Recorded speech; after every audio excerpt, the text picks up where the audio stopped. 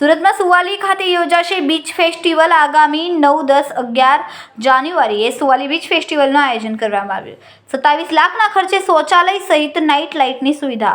ગત વર્ષે 2 થી 2.5 લાખ સહેલાણીઓએ લીધો હતો લાભ। બીચ ફેસ્ટિવલના પ્રથમ દિવસે જળશક્તિ મંત્રી CR પાટીલ સહિત દિગ્ગજ નેતાઓ હાજર રહેશે। આરોગ્ય વિભાગ દ્વારા પ્રાથમિક સારવારની સુવિધા ઉપલબ્ધ રહેશે। જાણીતા ગાયક આમિર મીર અને તેમના પિતા પોતાના સુરીલા ગીતોથી લોકોના દિલ જીતશે। 130 જેવા ફૂડ કોર્ટની વ્યવસ્થા કરાશે। વિવિધ પતંગબાજો રમતવીરો આ બીચ ફેસ્ટિવલમાં ભાગ લેશે। સુરત જિલ્લા અને તાપી જિલ્લાના મંત્રી દ્વારા બીચ ફેસ્ટિવલની સુવિધામાં વધારો કરાયો। નમસ્કાર। 9, 10, 11 જાન્યુઆરી સુવાલી બીચ ખાતે ત્રીજો બીચ ફેસ્ટિવલ યોજવા જઈ રહ્યો છે। એમાં આ વખતે ખાસ કરીને ઓસ્માન મીર, આમિર મીર, ભૂમિ ત્રિવેદી, સાંત્વના ત્રિવેદી એમના જે મનોરંજનનો જે કાર્યક્રમ છે એ યોજવાનો છે।